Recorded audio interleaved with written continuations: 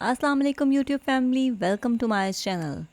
उम्मीद है कि आप सब ठीक ठाक होंगे और मज़े में होंगे और आज के एपिसोड का इंतज़ार बेसब्री से कर रहे होंगे। तो चलते हैं अपनी कहानी की तरफ, लेकिन कहानी शुरू करने से पहले इस चैनल को लाइक, शेयर और सब्सक्राइब कीजिए और इसके साथ साथ बेल आइकन को प्रेस करना मत भूलिएगा और अपने कमेंट्स करके बताइएगा कि कहानी आपको कैसी लग रही है, या प्रेडिक्शन भी कर सकते हैं कि आगे कहानी में क्या होने जा रहा है। तो चलें शुरू करते हैं। सुबह सवेरे कर्नल शेरी कल रात के वाक़े पर तबसरा करने दुरानी पेरिस चले आए। It's serious matter Tabish, Arisha अपने इमोशंस को कंट्रोल नहीं कर सकती। वो ऐसे ही रही तो बद से बदतर हो जाएगी। देखा नहीं कल रात मेहमानों का लिहाज किया ना भाभी का। मौजूद गुफ्तगू इसका सीरत बेगम को धक्का देना था। ताबिर साहब और सीरत बेगम दोनों खामोशी से सुनते रहे। इसे इलाज की ज़रूरत है, किसी साइकेट्रिस्ट को दिखाओ। शेरी अंकल ने साथ बैठे ताबिश के हाथ पर अपना हाथ रखा। अभी डैड कुछ कहते कि अरीशा सर झुकाए हाथ बालों में फेरते वहाँ आई। I am sorry about last night, मैंने आप सबकी पार्टी ख़राब कर दी। इसने दबे लहजे में माजरत चाही। मॉम ने इसे मुखातिब किया ही था कि शेरी अंकल बीच में बोल पड़े। नो प्रॉब्लम अरीशा, ऐसी छोटी मोटी गलती होती रहती है। उन्होंने बहुत ही मेहरबान अंदाज से मौजू को हल किया। दस्तूर ज़माना से अनजान अरीशा इनका ये प्यार भरा लहजा देखकर खुश हो गई। माँ बाप के प्यार से आ रही गुफ्तगू सुन सुनकर बड़ी हुई वो टीन एज लड़की हर प्यार की नज़र को अपनायत समझ लेती और यही इसकी गलती साबित होने वाली थी। थैंक यू शेरी अंकल, वो तेज़ी से मशकूर होते हुए इनके पास जा बैठी। शेरी ने गहरी नज़र से इसे देखकर चहकते हुए इसके कंधे के गिर्द बाजू हमायल करके एतमाद मजबूत किया। ताबिर साहब और सीरत बेगम नॉर्मल होते हुए अपने अपने मसरूफियात में जुट गए। अगले कई दिनों तक शेरी अंकल का इनके घर आना जाना लगा रहा। अरीशा इनसे काफ़ी घुल मिल गई थी। इस रोज़ वो घर आए तो इसे अकेले पाया। मॉम अपने एग्जीबिशन में गई हुई हैं और डैड अपनी बिजनेस के सिलसिले में आउट ऑफ टाउन है। अरीशा ने वालदैन की मसरूफियत बताकर कंधे झटके। अरीशा, तुमने आज तक मुझे अपना रूम नहीं दिखाया, चलो तुम्हारा कमरा देखते हैं। शेरी ने आसपास देखते हुए माहौल का जायज़ा लिया। गुड आइडिया, मैं आपको अपने फेवरेट शूज़ की कलेक्शन दिखाऊंगी। अरीशा की आंखें चमकने लगीं। हाँ श्योर, मज़ा आएगा। शेरी को अपना प्लान कामयाब होते नजर आया। अरीशा खुशी खुशी इन्हें अपने साथ कमरे में ले गई। इसका कमरा बहुत बड़ा और खुला था। वो एक एक चीज़ उठाकर उन्हें दिखाती और अपनी पसंद बयान करती। और ये मेरी फेवरेट परफ्यूम है, ये मैंने स्पेन से ली थी जब हम लास्ट वेकेशन पर यूरोप गए थे। अरीशा अपने आप में मगन ड्रेसिंग टेबल के सामने खड़ी शीशी की खूबसूरत बोतल दिखाने लगी। बहुत अच्छी खुशबू है इसकी, अभी भी यही लगाई है ना? वो इसके उकब में खड़े चेहरा अरीशा की गर्दन की जानिब करते मखमूर लहजे में बोले। अरीशा इनके अमल और बहकती आवाज़ से कुछ घबराने लगी। दाईं साइड से खिसक कर इनके हिसार से निकल आई। वो इतनी बच्ची भी नहीं थी कि हरासा होने का मतलब ना जानती, मगर इतनी मचोर भी नहीं थी कि शेरी के इरादे जान पाती। इनसे दूर होकर वो बेडरूम के साइड टेबल पर पड़े गुलदान के पास चले गई। इस गुलदान में नैनी ने सुबह ही ताज़े गुलाब रखे थे। अरीशा, मैं तुम्हें अच्छा लगता हूँ ना? शेरी एक और कोशिश करते हुए इसके पास गए और बेड पर नीम दराज होकर इसे बगौर देखने लगे। नहीं, और इस वक्त तो बिल्कुल भी नहीं। अरीशा अपना इस्तराब काबू में करते हुए गुलाब कुचलकर तोड़ने लगी। I like your confidence. शेरी इसकी बात का बुरा ना मनाते हुए हंसने लगा। प्लीज़ चले जाएं यहाँ से, अरीशा दांत पीसते हुए बोली। इतनी जल्दी क्या है, अभी तो कुछ किया भी नहीं। मायने खेस मुस्कान के साथ उन्होंने आगे होते हुए इसे करीब करने की कोशिश की थी कि करा उठे। अलीशा ने लब भींचे तंदो तेज नजरों से घूरते गुलदान उठाकर शेरी अंकल को दे मारा। यू नाजेबा लकब देते शेरी माथे पे हाथ रखे उठे और अरीशा का बाजू दबोच लिया। इनका ये हमला इस कदर तेजी से हुआ कि अरीशा भाग ना सकी। मुसलसल कंधा जुलाते खुद को आज़ाद कराने के जतन करने लगी। तुम्हारी हिम्मत कैसे हुई? उन्होंने अरीशा को झंझोड़ा। कर्नल शहरियार के फौजी जिसामत के जोर के आगे नाजुक से अरीशा की एक ना चल सकी। मजबूत गिरफ्त से इसके बाजू में टीस सी उठने लगी। छोड़ो मुझे, वो दर्द से चिल्लाने लगी। तुम्हें इसका खमियाजा भुगतना पड़ेगा। शेरी अंकल ने उसका सर दीवार से लगाकर उसका जबड़ा दबोच लिया। अरीशा का दिल डूब गया। वो हिम्मत जताए सर दाएं से बाएं करते रोने लगी। इसने सख्ती से आंखें बंद कर दी। शेरी ने इसे धक्का देकर पीछे किया और हटकर अपना हुलिया दुरुस्त करने लगा। तो मैं तुम्हें बाद में सबक सिखाऊंगा। उन्होंने शर्ट की शिकन दूर की और बिखरे बाल सेट करते बाहर निकल गए। वो काफ़ी देर दीवार से लगी डरी सहमी बैठी आंसू बहाती रही। किसी गैर महरम से दोस्ताना मिजाज बढ़ाने का ये अंजाम भी होता है, इसे आज समझ आ गई। अगली सुबह इसने डैड से शिकायत की तो उन्होंने इसे डपट दिया। शट अप, तुम शेरी पे कितना गंदा इल्ज़ाम लगा रही हो। डैड को इसकी बात का यकीन ही ना आया। पर डैड, इसने मेरे साथ मिसबिहेव किया है। अरीशा ने एक और कोशिश की जो बेसूद रही। बस, मुझे कुछ और नहीं सुनना, जाओ अपने कमरे में। डैड ने हाथ उठाकर बहस तमाम करने का इशारा किया। अरीशा टूटा हुआ मान लिए पलट गई। इस दिन वो अपने वालिदैन से एक और कदम दूर हो गई थी। इस वाक़े के बाद जब भी शेरी अंकल दुरानी पैलेस आते, अरीशा खौफज़दा हो जाती और हद अकल तक इनसे दूर रहने की कोशिश करती। रात डिनर के दौरान मजबूरन इसे शेरी अंकल के नज़रों की तपश बर्दाश्त करनी पड़ी। आज पहले से ज़्यादा गर्म जोशी से डिशेस बनाई गई थीं। ताबिर साहब और सीरत बेगम बढ़ चढ़कर कर्नल शहरयार की मेहमान नवाजी में लगे रहे ताकि ख़ानदान में इनका नाम रोशन रहे। अपने लिए चाहे वो बराए नाम हस्बैंड वाइफ हों, मगर ख़ानदान और दुनिया को यही दिखाया जाता था कि वो बहुत खुशहाल कपल है। अरीशा अपने माँ बाप का ये बनावटी रूप देखकर और शेरी अंकल की हवस भरी नज़रें महसूस करते हम वक्त कुछ उलझन का शिकार रही और आखिरी लम्हा हलक से उतारते ही कमरे में भाग गई। उफ़, न जाने ये हर समर यहाँ क्यों आता है। और भी तो इतने सारे रिश्तेदार हैं, पर इसे हर छुट्टियाँ गुजारने मेरा घर ही मिलता है। कमरे में दाएं से बाएं चक्कर लगाती वो बुड़बुड़ाने लगी। सर पर हाथ रखे दाएं से बाएं चक्कर लगाते। किसी सूरत इसका गुस्सा काबू नहीं आ रहा था। इसे शेरी अंकल से ज़्यादा गुस्सा अपने आप पर था। क्यों इनके सामने वो बेबस हो जाती है। पूरे कॉलेज को एड़ी पर रखने वाली अरीशा दुरानी कर्नल शहरयार के सामने कहाँ गायब हो जाती है। सोचते सोचते आखिरकार थक कर वो बेड पर लेट गई। चंद गहरे सांस लेकर वो खुद को कंपोज करने लगी। साइड टेबल पर पड़े छोटे मोबाइल पर नज़र पड़ी। अचानक उसे याद आया कि मुलाजमा कल का देकर गई है और इसने अभी तक इसे देखने की जहमत भी नहीं की। इसने लब पीछे मोबाइल उठाया और सेटिंग में जाकर मसला देखने लगी। हालांकि इसने कभी बटन वाला पुराना मॉडल मोबाइल इस्तेमाल नहीं किया था, पर आईटी सेकेंड ईयर स्टूडेंट होने के नाते इतनी इन्फॉर्मेशन तो थी उसे। चंद एक बटन दबाकर इसने कॉल डाइवर्ट का सिस्टम ऑफ किया, जिससे मोबाइल पर फ़ोन आने का ऑप्शन फिर से ऑन हो गया। दाएं जानिब बैक का बटन दबाते दबाते इसने गलती से रेडियो ऑन कर दिया। अव्वल तो इसे समझ ना आया कि रेडियो कैसे ऑन हो गया और वापस कैसे बंद करना है। फिर जब बंद करने लगी तो स्पीकर पर FM 88 का नाम सुनकर रुक गई। ये तो वही स्टेशन है जो अरूज और समाविया इतने शौक से सुनती रहती हैं। इसने अबरू मिलाई और दिल में सोचा, ये इत्तेफाक था या किस्मत का खेल कि पीर की रात थी और 10 बज रहे थे।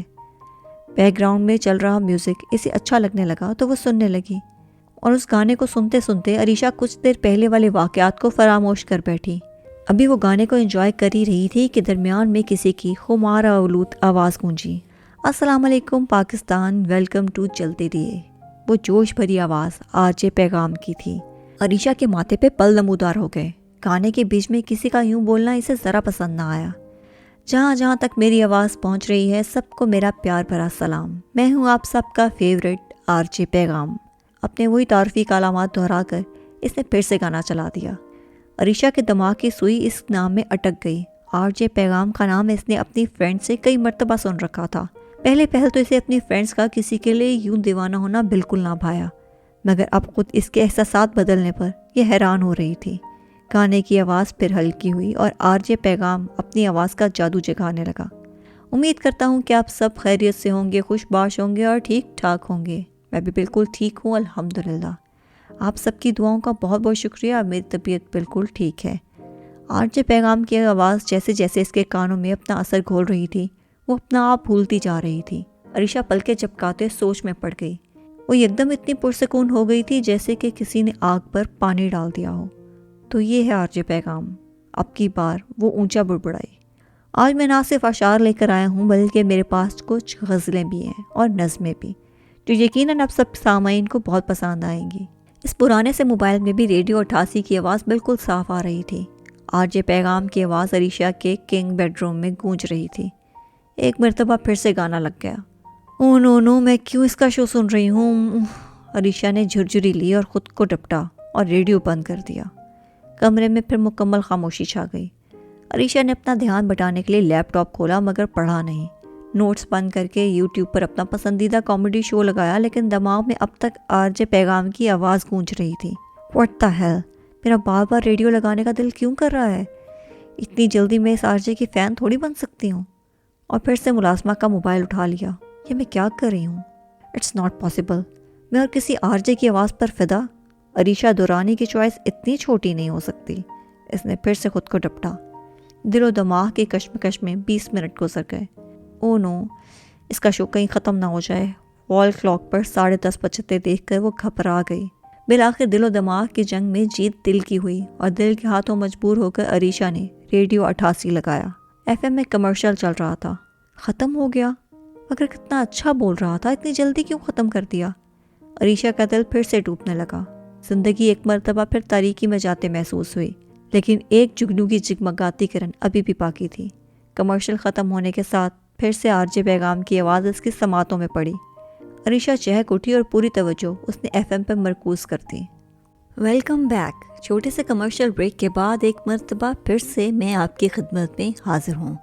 جن لسنرز نے ابھی ٹیون کیا ہے انہیں بتاتا چلوں کہ آپ سن رہے ہیں FM 88 اور میں RJ پیغام آپ کی خدمت میں حاضر ہوں۔ پیر کی رات یعنی منڈے نائٹ اور جمعرات کی رات تھرسڈے نائٹ کو 10 سے 12 دن اور وقت دہرا کر پیغام اگلی غزل سنانے لگا۔ عریشہ برق رفتاری سے اپنا آئی فون اٹھائے پیغام کی شو ٹائمنگز نوٹ کرنے لگی۔ یہ غزل ہے فروز عالم صاحب کی اور کہتے ہیں، ٹھوکر سے فقیروں کی دنیا کا بکھر جانا، خواہش کا لرز جانا، اسباب کا ڈر جانا، آکاش کے ماتھے پہ جادو کا سبب یہ ہے، تاروں کا چمک جانا، چندا کا نکھر جانا۔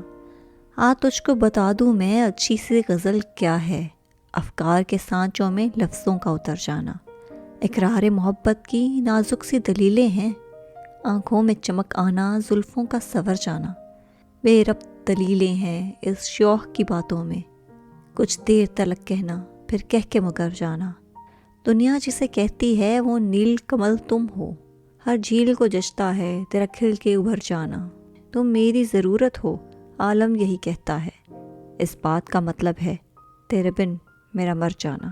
اور اسی طرح وہ ایک کے بعد دوسری غزل سناتا رہا اور عریشہ آنکھیں بند کر کے لبوں پہ مسکان سجائے اس کی باتیں سنتی رہی۔ وقت کیسے گزرا اسے پتہ ہی نہ چلا۔ یہ تھا ہمارا آج کا شو، امید ہے کہ آپ کو پسند آیا ہوگا۔ زندگی رہی تو جمعرات کی رات شب پیغام کے ساتھ ملیں گے آپ سے، تب تک کے لیے مجھے اور میری ٹیم کو اجازت دیجیے، اللہ نگہبان۔ پیغام نے مائک پر الوداعی کلمات کہی اور بیک گراؤنڈ میں میوزک لگا کر پیچھے ہو گیا۔ عریشہ نے آہستہ آہستہ آنکھیں کھولیں، اسے بہت اچھا محسوس ہو رہا تھا۔ اس کے دل و دماغ میں اب تک پیغام کی دلکش آواز گھوم رہی تھی۔ کسی کی آواز میں اتنی شدت کیسے ہو سکتی ہے؟ کسی کی آواز میں اتنا سکون کیسے مل سکتا ہے؟ اس نے دل ہی دل میں سوچا تھا۔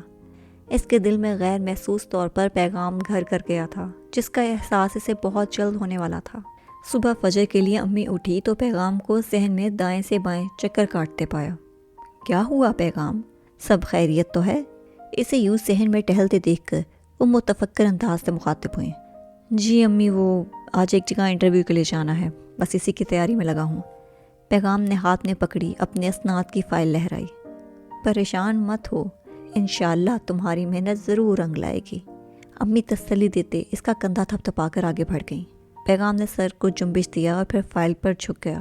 صبح 7 بجے ہی وہ اس ہارڈ ووڈ کمپنی کے سامنے کھڑا ہو گیا تاکہ انٹرویو میں اسے سب سے پہلے نوبت ملے۔ انٹرویو کا وقت تقریباً 9:30 بجے کا تھا۔ اس وقت تک پیغام کے پیچھے امیدواروں کی لمبی لائن لگ گئی تھی۔ توقع کے مطابق سب سے پہلے آنے والے نمبر کو پہلا نمبر ملا۔ پیغام چہرے پر ڈھیر سارا اعتماد پھیلائے، وائٹ شرٹ اور بلیک پینٹ میں ملبوس، تیکھے نئے نقش ایسے کہ جن سے مخالف کو فریفتہ کرتے۔ باس کے کیبن کے سامنے رکا اور دل میں کامیابی کی دعا پڑھتے شیشے کے بنے دروازے پر دستک دی۔ یس کم ان۔ اد کھلے دروازے سے تابش دورانی صاحب کی روبدار آواز آئی۔ پیغام آداب و اخلاقی روایات بجا لاتے ہوئے گڈ مارننگ کہتا اندر داخل ہوا۔ تابش صاحب نے آفس چیئر کی پشت سے ٹیک لگائے اپنی مقناطیسی نظر سے سر تا پیر اس کا ظاہری جائزہ لیا۔ پیغام ہاتھ پہلو میں گرائے اپنا اچھا امپریشن جمانے کے لیے سیدھا کھڑا رہا۔ Please take your seat. Businessman کا بناوٹی چہرہ بنائے انہوں نے ہاتھ دراز کر کے سیٹ کی طرف اشارہ کیا۔ Thank you sir. پیغام سر کو خم دیتے ان کے روبرو بیٹھا اور اپنی دستاویز میز پر تابر صاحب کے آگے رکھی۔ تابر صاحب نے دوبارہ پیغام کا ظاہری جائزہ کرنے کے بعد فائل اٹھائی اور ایک ایک سند دیکھنے لگے۔ اسکول پرسنٹیج تو کافی اچھی ہے، ٹانگ پہ ٹانگ رکھے تابر صاحب کنکارے۔ Thank you sir. پیغام کمر سیدھی رکھے ممنون ہوا۔ جب تک تابر صاحب اس کی کارکردگی دیکھ رہے تھے پیغام ان کے آفس روم کا جائزہ لینے لگا۔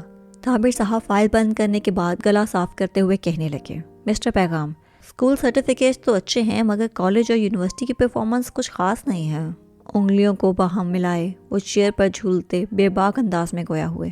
ایکچولی وہ میٹرک کے بعد میرے والد صاحب کی ڈیتھ ہو گئی تھی، اس لیے میں اچھا پڑھ نہیں پایا۔ پیغام نے قدرے آہستگی سے اپنی بے بسی بیان کی۔ باہر بیٹھی لائن تو تم نے دیکھی ہوگی، ایک سے بڑھ کر ایک degree holder, M Phil, M Ed, P H D کے مراحل سے گزرتے امیدوار، پھر تم۔ اپنی بات آدھی چھوڑ کر رکے۔ پیغام نے تھوک نگل کر گلا تر کیا۔ کس حق سے انٹرویو دینے آئے ہو؟ یہ کیسے سوچ لیا کہ اتنی ہائی ایجوکیشن اور ہائی پروفائل لوگوں کو چھوڑ کر میں تمہیں جاب دوں گا؟ طابر صاحب نے مونچھوں کی آڑ میں اپنی مسکراہٹ دبائی۔ انہیں پیغام کی حالت پر ترس نہیں بلکہ ہنسی آ رہی تھی۔ پیغام پھیکا سا مسکرا کر اسپات میں سر ہلاتے ٹیک لگا گیا۔ اب اسے دفتری آداب کی کوئی پرواہ نہ تھی۔ صحیح کہا آپ نے سر، کبھی کبھار انسان اپنی اوقات بھول جاتا ہے۔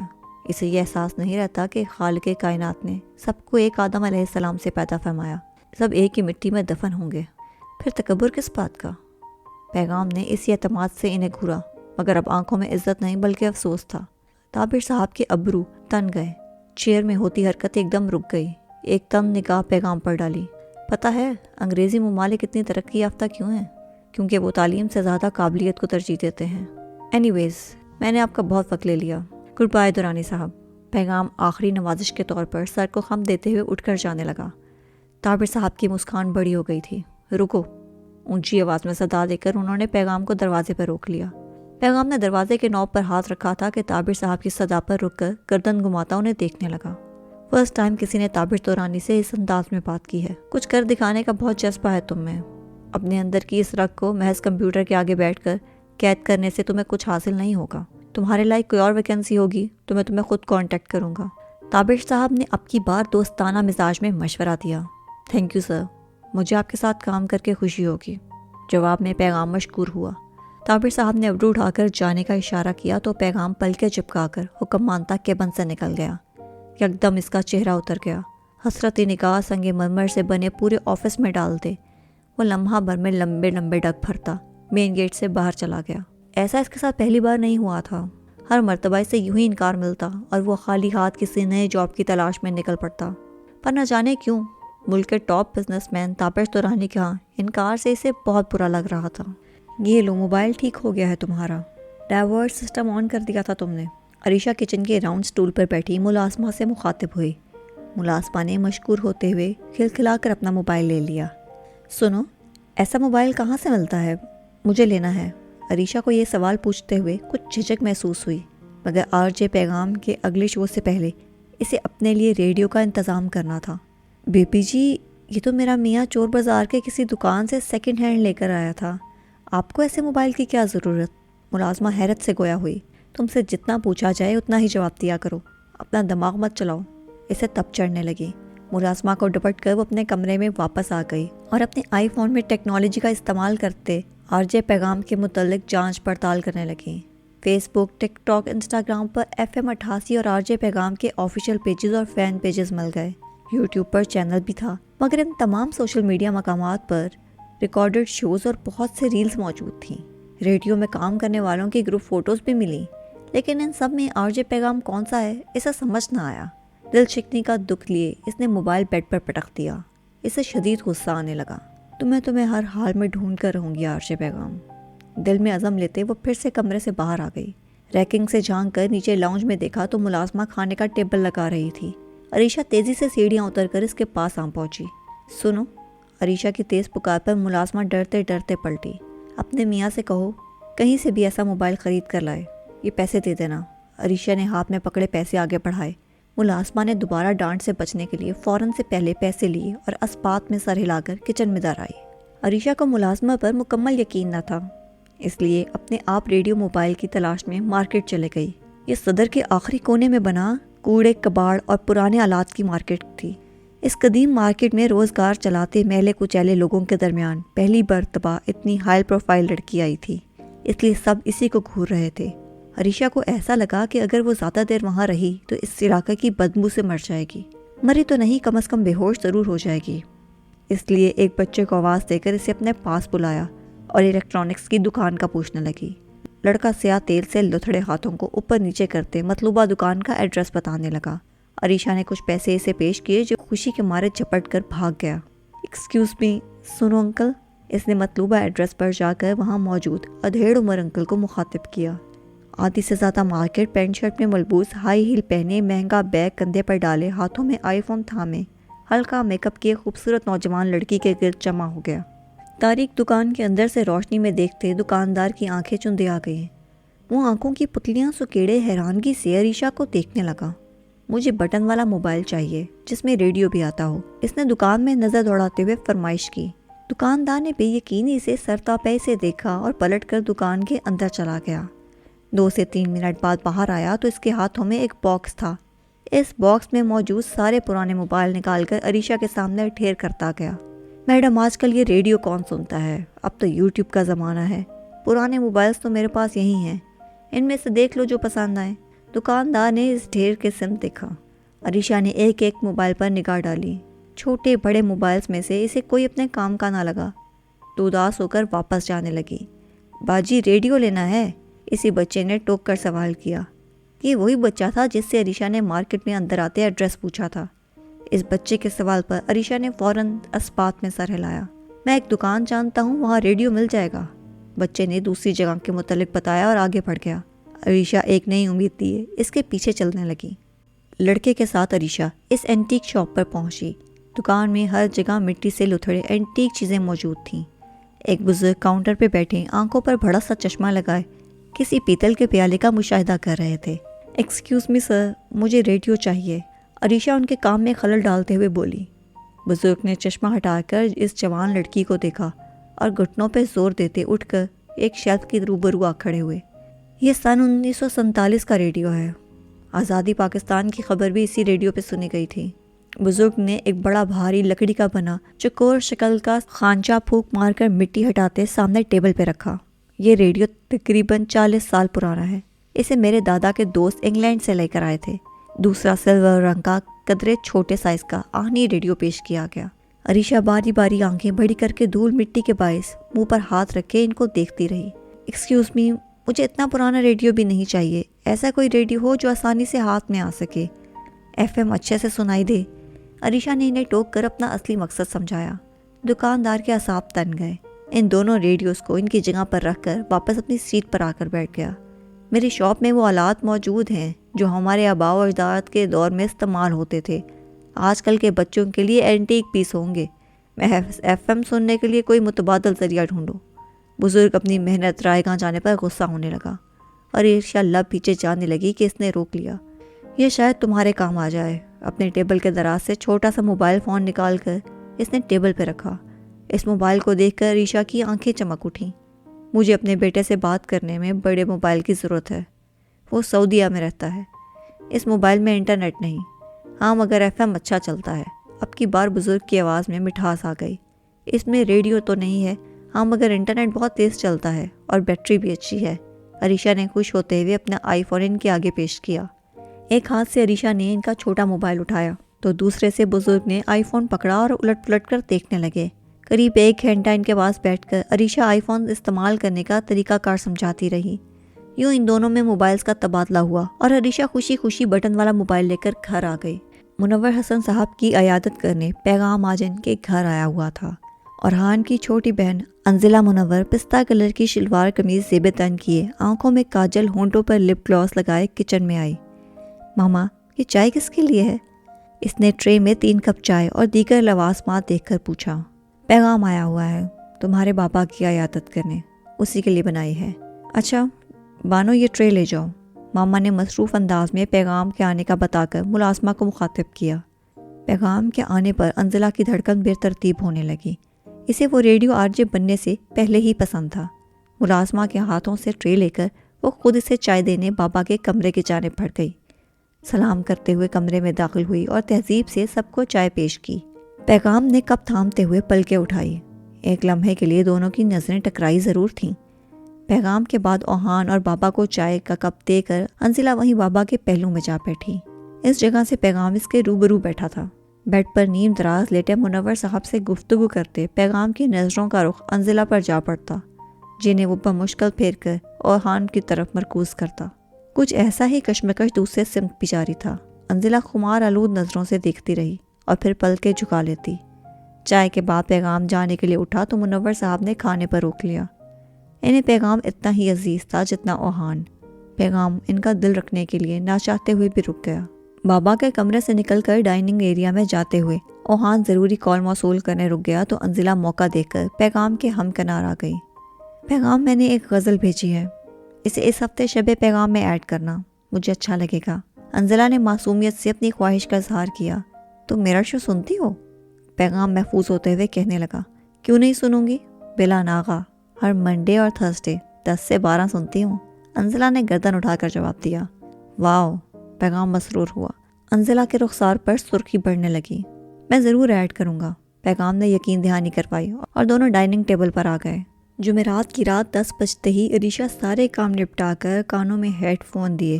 کچھ ہی دیر میں پیغام کا شو شروع ہونے والا تھا جس کا اس سے بے صبری سے انتظار تھا۔ محبت کو بھرے بازار میں رسوا کیا تو نے، اے سوداگر، میرے دل کا یہ کیا سودا کیا تو نے، ایک ایسی تیری خود غرضی، سنی نہ دل کی ایک عرضی، میرے آنسو نہ دیکھے تو تیری مرضی تیری مرضی۔ السلام علیکم پاکستان، ویلکم ٹو مائی شو۔ پیغام کی جوش بھری آواز ریڈیو میں گونجنے لگی۔ عریشہ کے لبوں پر بڑی سی مسکراہٹ پھیل گئی۔ میوزک ایک بار پھر سے بلند ہونے لگا۔ امید کرتا ہوں کہ آپ سب ٹھیک ٹھاک ہوں گے، خوش باش ہوں گے اور پچھلے 2 دن بہت اچھے گزارے ہوں گے۔ موسم بہار کی آمد ہے، مہکتی ہوائیں، رنگین شام اور شب پیغام۔ پیغام کے الفاظ سن کر عریشہ اٹھ کر بالکنی کے پاس آ گئی اور تاریک رات میں چمکتے ہوئے چاند تاروں کو دیکھنے لگی۔ ایسا ہی ایک منظر انزلہ کے بیڈ روم میں بھی تھا۔ وہ بیڈ پر نیم دراز لیٹے شو سننے میں مصروف تھی۔ دوسری طرف اسٹوڈیوز میں فیروزی کرتا پیجامہ پہنے، گھنے سیاہ بالوں کو ترتیب سے بنائے سیٹ پر آگے ہو کر بیٹھے پیغام کے ہاتھ لیپ ٹاپ پر تیزی سے چل رہے تھے۔ وہ ای میلز کی بھرمار میں انزلہ کا ای میل ڈھونڈ رہا تھا۔ مطلوبہ ای میل مل جانے پر پیغام مسکرا دیا۔ اسے سب سے پہلے کال اٹینڈ کرنا تھا، اس لیے انزلہ کی ای میل اسکرین پر چھوڑ کر وہ کال کی جانب متوجہ ہوا۔ چلتے ہیں پہلے کالر کی جانب۔ السلام علیکم، کون جناب اور کہاں سے؟ ہائے پیغام، مجھے یقین نہیں ہو رہا میں سچ میں آپ سے بات کر رہی ہوں۔ او مائی گاڈ، سچ میں پیغام آپ ہی ہونا؟ ایک ہی سانس میں کال پر موجود نسوانی آواز گونجی۔ جی محترمہ، پیغام ہی ہوں، آپ کا نام؟ کالر کی چہکتی دلچسپی سے بھری آواز پر پیغام مسکرا دیا۔ میرا نام کرشمہ ہے۔ کالر کی آواز سے اس کی حیرانگی اور بے یقینی صاف ظاہر تھی۔ ہاں، کرشمہ کپور، اسے مزید تنگ کرنے لگا۔ نہیں، کرشمہ راشد، ڈیفینس کالونی سے، کالر نے اپنا صحیح تعارف کروایا۔ ویری نائس، کیا سننا چاہیں گی؟ کوئی شعر، کوئی غزل؟ پیغام نے مودبانہ انداز میں سوال کیا۔ ان دونوں کی ہنس و مزاح پر عریشہ جیلس ہونے لگی۔ یہ پیغام کے لیے اس کا بڑھتا جنون تھا کہ اس سے کسی اور لڑکی کے ساتھ یوں بولتے سن کر وہ برداشت نہ کر سکی۔ وہیں دوسری طرف انزلہ پیغام اور کالر کی گفتگو انجوائے کر رہی تھی۔ اس لیے نہیں کہ اسے پیغام پسند نہیں تھا، بلکہ اس لیے کہ پیغام کے پرانے سامعین کی طرح وہ اس کے مزاج اور کردار سے واقف تھی۔ کالر سے بات کرنے کے بعد پیغام ای میلز کی جانب آیا۔ پہلے 2 ای میلز اپنے فینس کے پڑھنے کے بعد تیسرا مقام انزلہ کے ای میل کو ملا۔ شروع کی لائن سنتے ہی انزلہ کا دل دھڑکنے لگا تھا۔ یہ غزل میری ریگولر لسنر اور خاص فین کی طرف سے موصول ہوئی ہے۔ وہ لکھتی ہیں کہ کیوں نہ تم پر کتاب لکھتے ہیں، عنوان حسن و شباب لکھتے ہیں، سرخ ہونٹوں کو پھول کی پتی، ہنسی چہرہ گلاب لکھتے ہیں، شوخ زلفیں گرا کے ماتھے پر کیسے نکلے ماہتاب لکھتے ہیں، ان سے بھر کر نشہ نہیں کوئی، تیری آنکھیں شراب لکھتے ہیں، چال موروں کو مات دیتی ہے، ہر ادا لاجواب لکھتے ہیں، تجھ سے ملنا ہے زندگی میری، دور جانا عذاب لکھتے ہیں، کر لو افرا یقین آنکھوں پر، وہ حقیقت ہے خواب لکھتے ہیں۔ وہ اپنے وائس کا ٹیون قدرے بڑھا کر جادوئی آواز میں غزل پڑھتا گیا۔ انزلہ کی مسکان پہلے سے زیادہ گہری ہوتی گئی، گالوں پر سرخی چھاتی گئی۔ اسے پیغام پر مزید پیار آنے لگا۔ دوسری طرف عریشہ بھی جلن کے دائرے سے نکل کر اس کی آواز کی جانب راغب ہوئی۔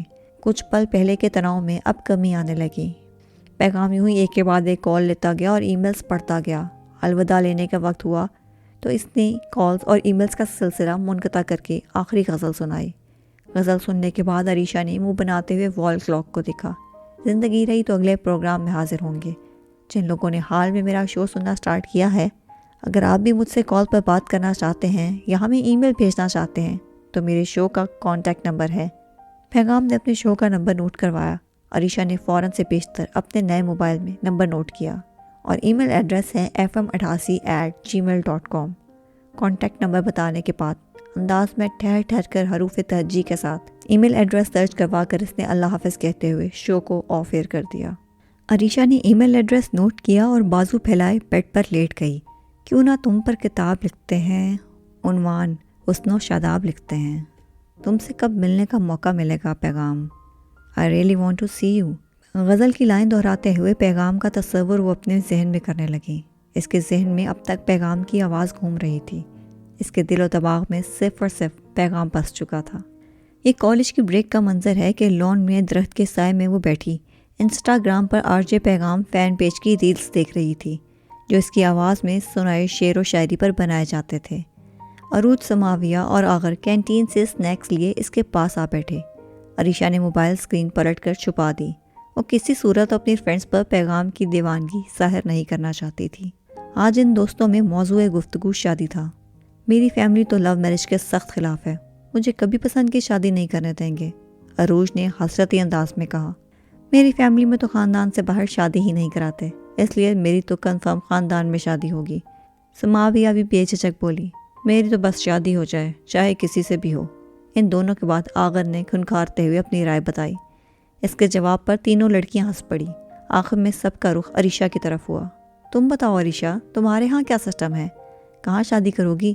سسٹم کچھ بھی ہو، شادی تو میں اپنی پسند کی کروں گی، عریشہ نے گردن اکڑا کر تیکھا مسکراتے ہوئے جواب دیا۔ اس کے جواب پر ایک لمحہ کے لیے باقی فرینڈز خاموش رہے۔ اور کون ہے تمہاری پسند؟ آغا نے مشکوک نظروں سے اسے دیکھا۔ عریشہ کے ذہن کے پردے پر غائبانہ پیغام کا عکس لہرایا۔ ایک سایہ تھا جسے وہ پیغام تصور کرنے لگی تھی، اور یہ تصور حقیقت ہونا تھا یا نہیں، یہ قسمت طے کرنے والی تھی۔ جب اس سے شادی کروں گی تب پتہ چل جائے گا۔ شریر انداز میں عروج چکائے وہ اٹھ کر جانے لگی۔ ارے یار، اتنا کیا سسپینس، ابھی بتا دو، عروج صدا لگاتے ہوئے پیچھے سے بولی۔ آغر اور سماویہ بھی اس کے پیچھے اٹھ گئے تھے۔ جمعے کے دن ناشتے کے بعد ہی پیغام کچن میں در آیا۔ اپنے گرے کلر شرٹ کے آستین فولڈ کیے وہ پھول گوبھی کے ٹکڑے کرنے لگا۔ جس مہارت سے وہ چاقو چلا رہا تھا، کوئی باہر والا دیکھتا تو اسے کسی بڑے ریسٹورینٹ کا شیف تصور کرتا۔ جب سے امی بیمار رہنے لگی تھی، اس نے گھر کے آدھے سے زیادہ ذمہ داریاں خود سنبھال لی تھیں۔ پیغام کو کھانا پکانا، روٹی بنانا، جھاڑو پونچھا کرنا، کپڑے دھونا جیسے بنیادی تمام کام آ گئے تھے۔ امی نے اسے کچن میں کام کرتے دیکھا تو اس کے پاس چلی آئیں۔ امی، لیٹنے کو کہا تھا نا میں نے، تو پھر آپ یہاں کیوں؟ وہ انہیں خفگی سے دیکھنے لگا۔ بستر میں لگی رہوں گی تو مزید بیمار ہو جاؤں گی، تمہیں اپنے سامنے دیکھ کر اچھا لگتا ہے، جواب دیتے ہوئے امی کرسی پر بیٹھ گئیں۔ اب کی بار پیغام نے گاجر کے چکور ٹکڑے کاٹتے ہوئے شفقت سے انہیں دیکھا۔ پیغام، نوکری کا کیا بنا؟ انٹرویو کے لیے گئے تھے نا؟ امی نے فکر مندی سے پوچھا۔ امی، جہاں سے اللہ نے رزق حلال لکھا ہوگا وہاں سے ضرور ملے گا، آپ کیوں فکر کرتی ہیں؟ ایسے انٹرویوز تو روز ہوا کرتے ہیں۔ بنا مڑے جواب دے کر اس نے تمام سبزیوں کو اکٹھا ایک دیچکی میں ڈالا اور ہلکا سا فرائی کرنے لگا۔ اس کے زو معنی جواب سے امی کو نوکری نہ ملنے کا اشارہ مل گیا تھا، اس لیے وہ خاموشی رہیں۔ انزلہ آئی تھی کل، امی نے موضوع گفتگو تبدیل کیا اور خوشگوار انداز میں انزلہ کے آنے کا بتایا۔ پیغام یکدم اڑیوں کے بل مڑا۔ کیوں؟ اس نے شاکی انداز میں سوال کیا اور بنا پلک جھپکائے امی کے بولنے کا انتظار کرنے لگا۔ کیا کیوں؟ اور آن کی بہن ہے، ہمارے گھر نہیں آ سکتی؟ امی نے اس کے شک پر حیران ہوتے ہوئے کہا۔ نہیں، وہ میرا مطلب تھا۔ اچھا، کیا کہا اس نے؟ وہ فوراً ہی واپس مڑ گیا۔ کچھ خاص نہیں، بس میری طبیعت پوچھنے آئی تھی۔ امی اٹھ کر اس کے قریب آئیں اور دیشکی میں جھانکنے لگی۔ وہ بس اتنا ہی کہہ سکا۔ نہ جانے کیوں اسے انزلہ کا گھر آنا اچھا نہیں لگتا تھا۔ شاید وہ اس پر اپنی مالی حالات عیاں نہیں کرنا چاہتا تھا، اس لیے مکس ویجیٹیبل کی اشتہا انگیز مہک اس کی بھوک کو بڑھا رہی تھی۔ پیغام دیچکی کو دم لگا کر مڑا اور امی کے کندھوں پر ہاتھ رکھنے لگا۔ میں جمعے کی نماز پڑھ کر آتا ہوں، پھر کھانا کھاتے ہیں، 10 منٹ بعد چولہا بند کر دینا۔ اذان کی آواز سن کر وہ باہر کو نکل گیا۔ امی نے سر کو خم دیا اور محبت پاش نظروں سے اسے گیٹ کے پار نکلتے دیکھنے لگیں۔ وقت اپنی رفتار سے چلتا رہا اور آخرکار وہ دن آ گیا جس کا عریشہ کو انتظار تھا، اس کی 20ویں سالگرہ کا دن۔ اپریل کا مہینہ شروع ہوتے ہی وہ ایک ایک لمحہ گنتی رہی۔ 15 اپریل رات 12 بجے اس نے سکون کا سانس لیا تھا۔ Happy birthday to me. Bed کی پائنتی سے ٹیک لگا کر بیٹھے اس نے سامنے پڑی شیشے کی بوتل سے گلاس میں تھوڑا سا مایا ڈالا اور سرشار انداز میں مغرور مسکان سجائے ایک گھونٹ حلق سے نیچے اتارا۔ تھینکس دادا جی، آپ نے یہ کام اچھا کیا کہ مجھے اپنے حصے کا وارث بنا گئے. آئی لو یو فار دس. ورنہ مجھے اپنے سگے ماں باپ سے کوئی امید اور محبت نہیں ہے. تصوراتی طور پر وہ دادا جان سے مخاطب ہوئی اور اس نے دوسرا گلاس بھرا. محبت تو وہ بھی مجھ سے نہیں کرتے. دیکھو 12:15 ہو رہے ہیں. کسی نے مجھے وش کرنے کی تکلف تک نہیں کی. ان کے لیے میں اولاد نہیں بلکہ غلطی سے کی ہوئی ایک غلطی ہوں جسے وہ دونوں بھگت رہے ہیں. غصے سے آنکھوں کے گوشے سرخ ہونے لگے، مگر وہ رونا نہیں چاہتی تھی، اس لیے ایک کے بعد ایک گلاس پیتی گئی. ڈیڈ جانتے ہیں مجھے آپ کی وصیت کا پتہ ہے، اس لیے میری 20th برتھ ڈے سے بالکل بھی خوش نہیں ہوں گے، مگر کل صبح ان کا اترا چہرہ دیکھ کر مجھے بہت خوشی ہوگی. شیشے کی بوتل آدھی کر کے وہ لذت بھرے آہ بھرنے لگی. نشے سے دھوت ہو کر اس کے قدم ڈگمگانے لگے. وہ اپنا توازن برقرار رکھنے کے لیے بازو ہوا میں پھیلائے پلکیں چپکاتی وارڈروب کے قریب گئی اور سیف کا خانہ کھول کر وصیت نامہ دیکھا. پیپر کو ہاتھ میں اٹھا کر آنکھوں کے سامنے لہراتے کمرے کے بیچوں بیچ گول گول گھومنے لگی. Happy birthday to me, happy birthday to me, happy birthday, happy birthday to Areesha Durrani. گول گول گھومتے اس کا سر چکرا گیا تو بیڈ کے کنارے پہ جا کر گرسی گئی. عریشہ دورانی، دی نیکسٹ جنریشن کوئین. پھولے سانس میں کہتے اس نے سر تکیے پہ ٹکا دیا. سرخ ملال بھری آنکھوں سے آنسو کے چند قطرے بہہ کر تکیے میں جذب ہو گئے. مگر یہ وقت خوشی منانے کا تھا، اسے صبح ہونے کا بے صبری سے انتظار تھا. رات 1 بجے کے قریب امی کے کرانے سے پیغام کی آنکھ کھلی. غنودگی کی حالت میں اس نے صحن میں رکھی چارپائی پر سیدھا ہوتے تاریک رات کو دیکھا. امی کی دوسری کراہ پر وہ پوری طرح چونک کر کمرے کے سمت بھاگا. امی کیا ہوا ہے؟ اس نے اوندے منہ لیٹے کمزور اور بوڑھے وجود کو سیدھا کیا. پتہ نہیں، اچانک بہت درد ہو رہا ہے. امی پیٹ پکڑے بمشکل بول سکی. پیغام کے تو جیسے آسان خطا ہو گئے. وہ بھاگ کر صحن میں گیا اور لرزتے ہاتھوں سے چارپائی پر پڑا موبائل فون اٹھا کر ایمبولنس کو کال ملانے لگا. امی ایمبولنس بلائی ہے، ابھی آ جائے گی، تھوڑی دیر میں حوصلہ کریں. پیغام امی کو سینے سے لگا کر دلاسا دینے لگا. امی نے تکلیف کی انتہا برداشت کرتے اس کے مضبوط بازو کو تھام لیا تھا. وہ آنکھیں سختی سے میچے ہلکا ہلکا سسکتی ہوئی بے حال ہونے لگی. پیغام کا گلا رند گیا. اس سے امی کو پکارا تک نہیں جا رہا تھا، لیکن اللہ کو وہ دونوں عزیز تھے کہ وقت پہ ایمبولنس آ گئی. سائرن کی آواز سنتے ہی اس نے امی کو بازوؤں میں اٹھایا اور گیٹ کے جانب دوڑ پڑا. اسپتال میں ایمرجنسی روم کے سامنے کھڑا وہ مسلسل دل میں دعائیں اور امی کی زندگی کی فریاد کر رہا تھا. یکدم اسے اسپتال کی دیواروں سے خوف آنے لگا تو اس نے آنکھیں بند کر لی اور ایک نمبر ملایا. تھوڑی ہی دیر میں اوہان اور انزلہ اس کے ہمراہ موجود تھے. کیا ہوا ہے امی کو؟ ڈاکٹر نے کچھ بتایا؟ اوہان نے اس کے کندھے پہ ہاتھ رکھ کے متفکر لہجے میں پوچھا. نہیں، کچھ بتایا نہیں، ابھی تشخیص چل رہی ہے. پیغام اس وقت 26 سال کا نوجوان نہیں بلکہ 5 سال کا بچہ لگ رہا تھا جو امی کو اس حالت میں دیکھ کر آویدہ ہو رہا تھا. میں ڈاکٹر سے بات کر کے آتا ہوں، تم پریشان مت ہو، یہاں بیٹھو. اوہان نے ایک چیئر پر اس کو بٹھا کر خود وارڈ کی جانب بڑھ گیا. انزل اللہ پیچھے پیغام کی پریشانی کو کم کرنے کے لیے اس کے ساتھ آ بیٹھی اور کندھے پہ ہاتھ رکھ کر کہنے لگی. امی ٹھیک ہو جائیں گی پیغام، پلیز روئے نہیں. انزلہ نے اسے دلاسا دینا چاہا. اگر امی کو کچھ ہو گیا تو میں جی نہیں پاؤں گا. میری ساری دنیا ان سے ہے، ان کے بغیر میں اپنی زندگی کا تصور بھی نہیں کر سکتا. پیغام کی آواز بھیگ گئی تھی. اس نے دونوں ہاتھوں سے سر کو تھام لیا. انزلہ اشکبار آنکھوں سے اسے یوں ٹوٹتے دیکھ رہی تھی. اس سے پہلے کہ وہ کچھ اور کہتی، اوہان تیز تیز چلتے اس کے پاس آیا. کیا کہا ڈاکٹر نے؟ امی کیسی ہیں؟ پیغام اس پر جھپٹ پڑا. آنٹی کے پتے میں پتھری ہے، فی الحال میڈیسن دے کر درد کم کر دیا ہے. صبح جنرل ڈاکٹرز آئیں گے تو باقی علاج بتائیں گے. فکر کرنے والی کوئی بات نہیں ہے، سب ٹھیک ہو جائے گا، اوہان نے مستحکم انداز سے سمجھایا. وقت اپنی رفتار سے چلتا رہا اور آخرکار وہ دن آ گیا جس کا عریشہ کو انتظار تھا. اس کی 20ویں سالگرہ کا دن. اپریل کا مہینہ شروع ہوتے ہی وہ ایک ایک لمحہ گنتی رہی. 15 اپریل رات 12 بجے اس نے سکون کا سانس لیا تھا. Happy birthday to me. Bed کی پائنتی سے ٹیک لگا کر بیٹھے اس نے سامنے پڑی شیشے کی بوتل سے گلاس میں تھوڑا سا مایہ اونڈیلا اور سرشار انداز میں مغرور مسکان سجائے ایک گھونٹ حلق سے نیچے اتارا. تھینکس دادا جی، آپ نے یہ کام اچھا کیا کہ مجھے اپنے حصے کا وارث بنا گئے. آئی لو یو فار دس. ورنہ مجھے اپنے سگے ماں باپ سے کوئی امید اور محبت نہیں ہے. تصوراتی طور پر وہ دادا جان سے مخاطب ہوئی اور اس نے دوسرا گلاس بھرا. محبت تو وہ بھی مجھ سے نہیں کرتے. دیکھو 12:15 ہو رہے ہیں. کسی نے مجھے وش کرنے کی تکلف تک نہیں کی. ان کے لیے میں اولاد نہیں بلکہ غلطی سے کی ہوئی ایک غلطی ہوں جسے وہ دونوں بھگت رہے ہیں۔ غصے سے آنکھوں کے گوشے سرخ ہونے لگے، مگر وہ رونا نہیں چاہتی تھی، اس لیے ایک کے بعد ایک گلاس پیتی گئی۔ ڈیڈ جانتے ہیں مجھے آپ کی وصیت کا پتہ ہے، اس لیے میری 20th برتھ ڈے سے بالکل بھی خوش نہیں ہوں گے، مگر کل صبح ان کا اترا چہرہ دیکھ کر مجھے بہت خوشی ہوگی۔ شیشے کی بوتل آدھی کر کے وہ لذت بھرے آہ بھرنے لگی۔ نشے سے دھت ہو کر اس کے قدم ڈگمگانے لگے۔ وہ اپنا توازن برقرار رکھنے کے لیے بازو ہوا میں پھیلائے، پلکیں چپکاتی وارڈروب کے قریب گئی اور سیف کا خانہ کھول کر وصیت نامہ دیکھا۔ پیپر کو ہاتھ میں اٹھا کر آنکھوں کے سامنے لہراتے کمرے کے بیچوں بیچ گول گول گھومنے لگی۔ Happy birthday to me, happy birthday to me, happy birthday, happy birthday to Areesha Durrani. گول گول گھومتے اس کا سر چکرا گیا تو بیڈ کے کنارے پہ جا کر گرسی گئی۔ عریشہ دورانی، دی نیکسٹ جنریشن کوئین، پھولے سانس میں کہتے اس نے سر تکیے پہ ٹکا دیا۔ سرخ ملال بھری آنکھوں سے آنسو کے چند قطرے بہہ کر تکیے میں جذب ہو گئے، مگر یہ وقت خوشی منانے کا تھا، اسے صبح ہونے کا بے صبری سے انتظار تھا۔ رات 1 بجے کے قریب امی کے کرانے سے پیغام کی آنکھ کھلی۔ غنودگی کی حالت میں اس نے صحن میں رکھی چارپائی پر سیدھا ہوتے تاریک رات کو دیکھا۔ امی کی دوسری کراہ پر وہ پوری طرح چونک کر کمرے کے سمت بھاگا۔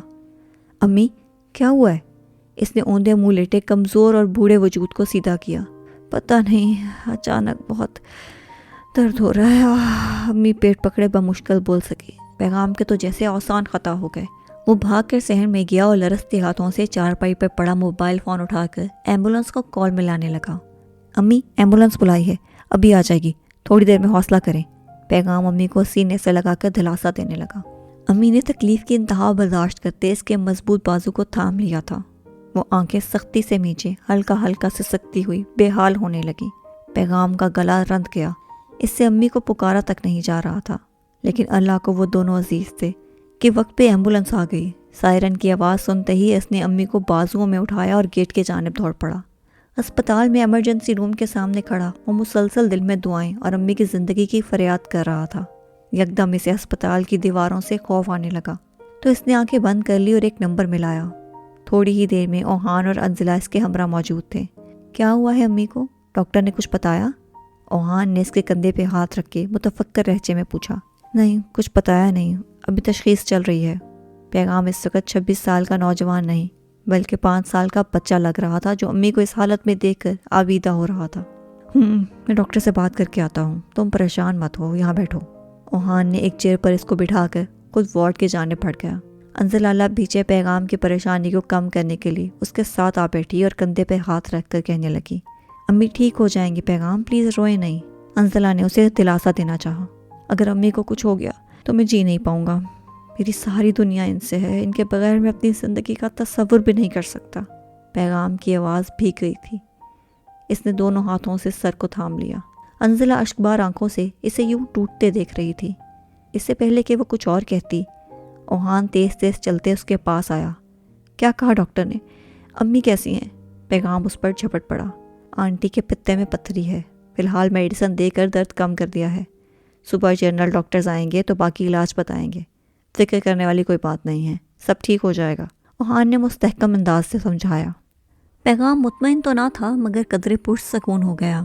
فجر کی اذانیں ہونے لگیں تو پیغام نے انزلہ اور اوہان کو گھر جانے کی صلاح دی۔ وہ جانا نہیں چاہتے تھے پر پیغام کے ریکویسٹ کرنے پر جانے کے لیے راضی ہو گئے۔ کوئی بھی بات ہو تو فوراً کال کر دینا، اوہان نے انگلی کے اشارے سے سختی سے تنبیہ کی۔ پیغام نے مسکراتے ہوئے یقین دہانی کرائی اور اس کے گلے لگ کر اسے رخصت کیا۔ ان کے جانے کے بعد پیغام نے وارڈ میں جھانک کر دیکھا تو امی آرام کر رہی تھیں۔ ان کی خیریت کی دعا کرتے وہ مسجد میں جانے کے لیے واپس باہر چلا گیا۔ خود پر آزمائش ہو تو انسان برداشت کر لیتا ہے، مگر ماں باپ کی آزمائش اولاد کو اندر ہی اندر کھا جاتی ہے۔ صرف توکل اور دعا ہی نجات کا راستہ نظر آتے ہیں۔ عریشہ کی آنکھ صبح دیر سے کھلی۔ نینی اس کے سرہانے بیٹھی نہ جانے کتنی دیر سے اسے جگانے کی کوشش کر رہی تھی۔ بالآخر آنکھیں مسلتے وہ اٹھ کر بیٹھ گئی۔ عریشہ، لائر آئے ہیں، تم نے بلایا ہے کیا؟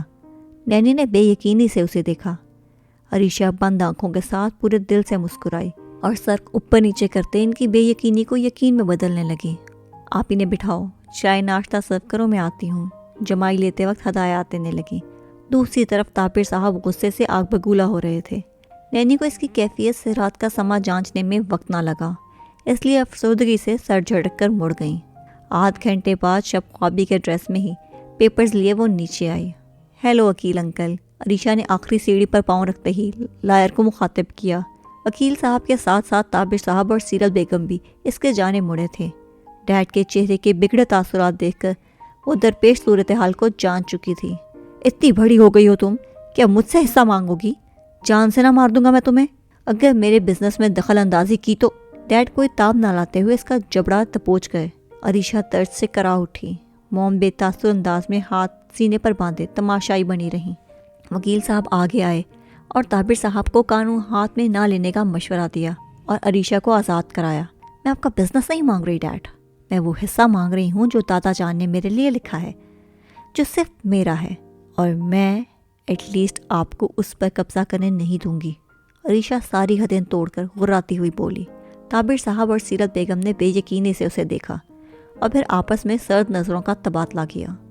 چند لمحے ماحول میں سناٹا چھایا رہا، پھر عریشہ قدم قدم چلتی بڑے صوفے پر آ بیٹھی۔ وکیل انکل، دادا جان یہ وصیحت ڈیڈ کو بلند آواز میں سنائے۔ اگر یہ پیار سے حصہ دینے پر راضی نہ ہوئے تو اگلی پیشی کورٹ میں رکھیے گا۔ عریشہ ٹانگ پر ٹانگ رکھتی شان سے بیٹھ کر بولنے لگی۔ اب کی بار سیرت بیگم اس کو ڈپٹنے آئیں، مگر عریشہ نے ہاتھ بڑھا کر انہیں روک لیا۔ پلیز ماما، اپنی یہ فرما بردار بیوی ہونے کی ایکٹنگ کورٹ میں دکھائیے گا، میرے سامنے آپ کی یہ اداکاری نہیں چلے گی۔ اسے تب چڑھنے لگی۔ لمبا سانس خارج کرتے اٹھی اور ڈیڈ کے بولنے کی منتظر ہوئی۔ ٹھیک ہے، فیبرکس کی فیکٹری تمہیں دے دی۔ طابر صاحب نے ہاتھ اٹھا کر ان کی تکرار روکی اور لاپرواہی سے سر جھٹکا۔ Seriously dead? عریشہ کہکا لگا کر ہنس پڑی۔ طابر صاحب کے ماتھے پر مزید گہرے پل نمودار ہوئے۔ مجھے دورانی ہارڈ ووڈ کمپنی چاہیے۔ عریشہ نے گھر والوں پر دھماکہ سا کیا۔ سیرت بیگم کی آنکھیں اور بڑی ہو گئیں۔ طابر صاحب سانس لینا بھول گئے تھے۔ واٹ؟